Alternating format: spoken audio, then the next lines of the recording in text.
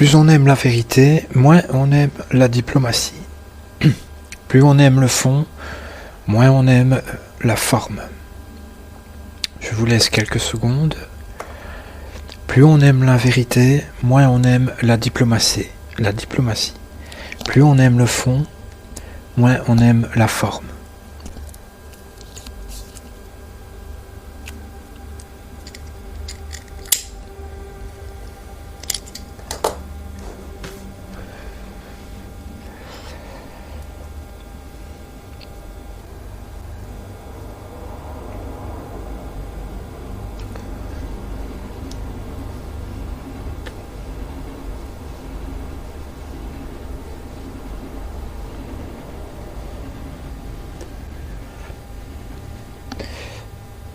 Alors, c'est un peu péjoratif d'insinuer que la diplomatie a quelque chose de faux, parce que l'art de la diplomatie, c'est quand même de savoir être à la fois vrai et agréable à entendre.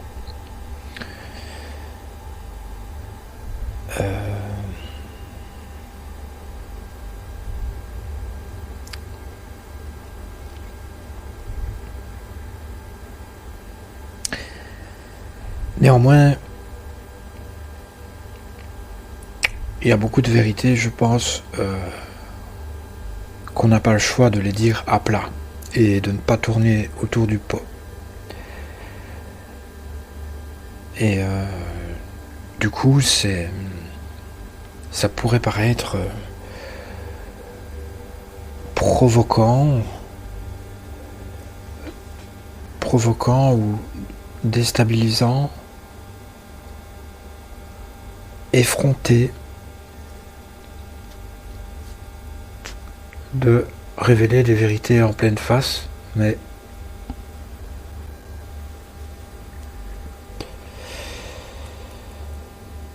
pour des esprits simples, entre guillemets, qui n'ont pas envie de se prendre la tête, et peut-être avec un certain manque d'égard, le plus simple c'est de dire les choses telles qu'elles sont, appeler un chat un chat.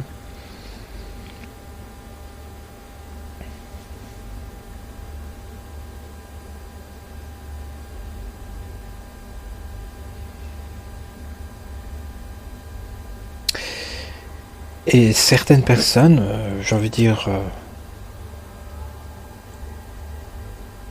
peut-être moi, désolé de dire moi, mais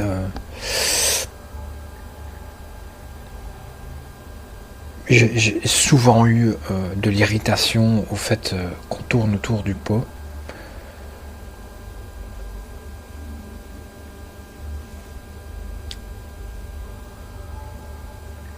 Qu'on ne sache pas me dire les choses clairement ou qu'on fasse semblant, etc.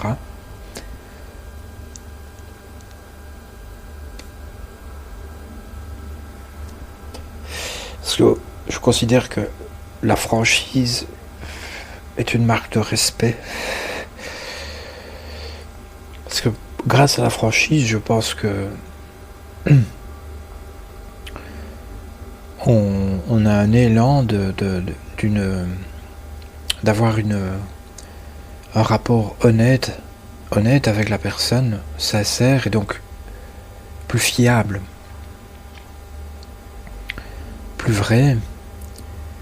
Donc c'est clairement une marque de respect pour moi de dire la vérité, parce que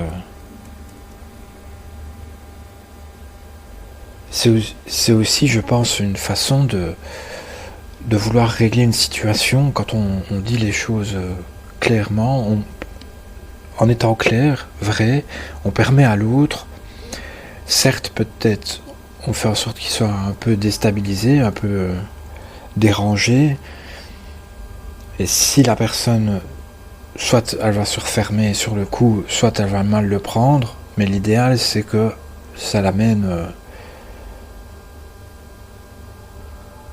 à réfléchir après coup et peut-être apporter une réponse plus honnête plus tard, peut-être pas à nous directement, mais que il y ait la remise en question qui est au fond plus bénéfique que le fait de faire semblant et d'être ouais. Je considère vraiment plus respectueux de dire la vérité, toujours la vérité et rien que la vérité, je le jure, à quiconque.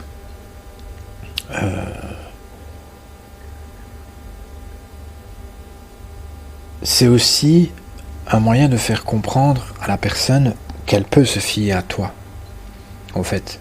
Indirectement, la personne comprend, même si elle est dérangée, déstabilisée, elle sait que si elle a un rapport avec moi, ben elle peut se fier à moi. Si je dis oui, c'est oui, si je dis non, c'est non, et ainsi de suite. Donc c'est clairement un élan de confiance au fait de dire la vérité, au risque d'être impoli. J'aimerais de nouveau faire la distinction entre politesse et respect.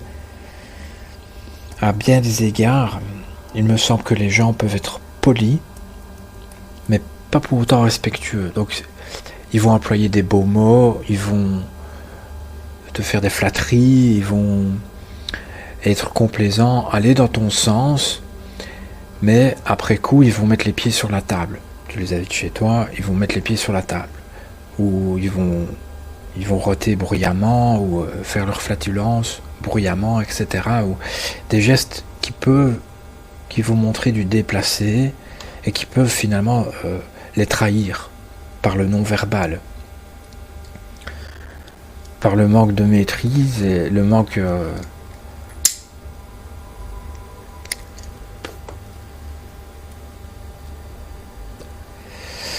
qu'il arrête de jouer son rôle d'être complaisant, quoi.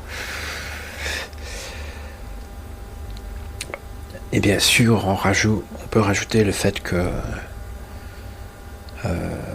beaucoup de gens sont polis devant toi, souriants, agréables, et dans ton dos, ça casse du sucre, ça se moque, ça méprise, ça critique. Donc voilà, enfin, je me suis toujours méfié de la politesse et de la diplomatie. De loin, je préfère être bon et bienveillant discrètement, à distance, qu'être sympathique, courtois, dans l'image, et être malveillant dans le dos. Et donc voilà, plus on aime le fond, moins on aime la forme.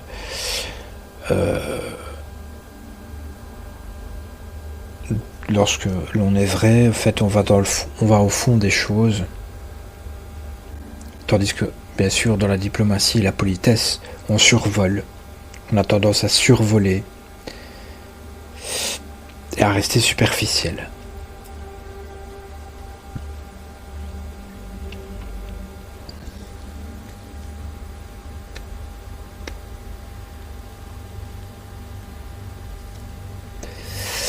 Là, je viens de parler en cas de relation interpersonnelle, mais bien sûr, ça s'applique évidemment dans notre vie de tous les jours, dans notre perception de la vie qui implique également de privilégier ce qui est vrai plutôt que superficiel.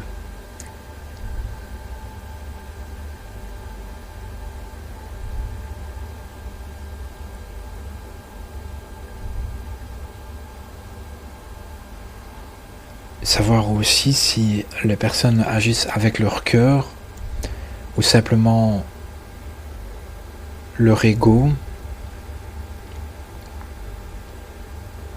Un acte de bonté doit être mesuré, enfin un acte de gentillesse doit être aussi, je pense, mesuré dans le fond, pas forcément dans la forme.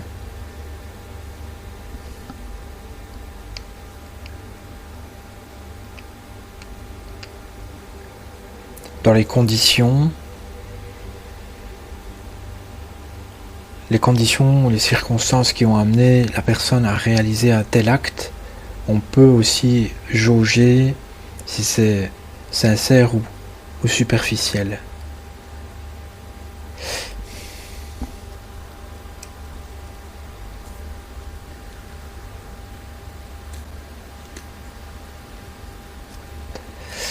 À bien des égards, je pense qu'on fait de bons actes, de belles actions, par bonne conscience ou pour se faire bien voir, pour attirer, pour plaire, attirer la reconnaissance, etc. Alors, bon, le fait d'être bon,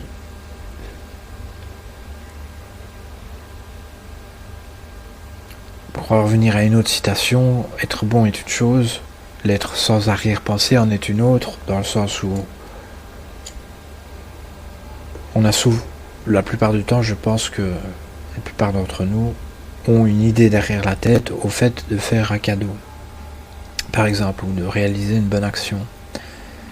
Je pense que chacun d'entre nous, et c'est naturel, c'est normal en tant qu'être humain, d'espérer une certaine forme de récompense, de retour, soit de la personne, soit de la vie, soit d'un sentiment intérieur, d'une récompense interne ou externe. Il y a une attente. Pour la plupart de nos belles actions, bonnes actions, on a une attente. C'est à nous aussi de le détecter. C'est pas pour autant qu'on ne peut pas faire de bonnes actions en se disant qu'on est faux ou qu'on attend, mais toujours être bien conscient de pourquoi on fait les choses et du coup c'est la distinction entre l'intention et l'acte. Je pense que notre âme et Dieu, s'il existe, c'est l'intention qui regarde. Ok, l'acte est important aussi. Mais pour vraiment juger quelqu'un, et pour nous-mêmes nous juger profondément, c'est l'intention. Pourquoi on l'a fait, au fond?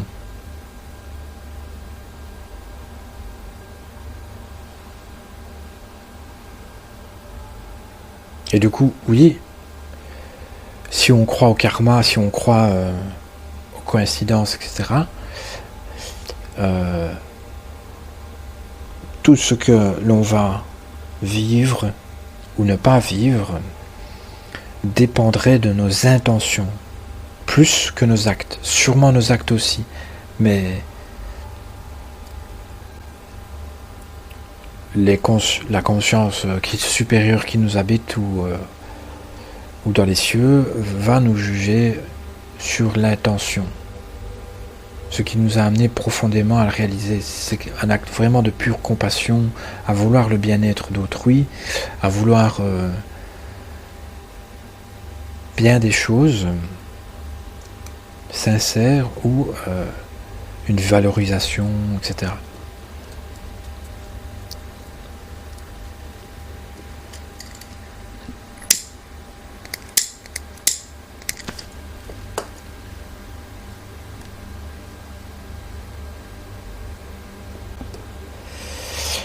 Alors voilà, j'ai pris ici l'image d'un sabre. Je voulais prendre l'image d'une épée ou d'un sabre qui pourfend. Je tombais sur celle-ci avec un samouraï qui me plaît toujours bien.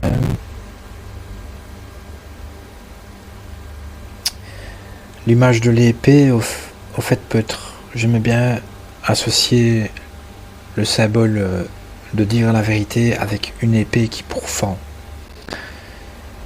Parce qu'elle tranche la vérité. Elle est tranchante. Elle pique. Elle tranche et elle pique. Elle pourfend.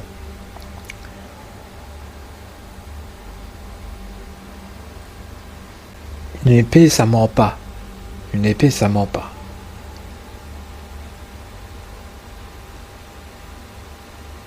Alors oui, voilà. Les personnes qui ont l'habitude de dire la vérité sont tranchantes.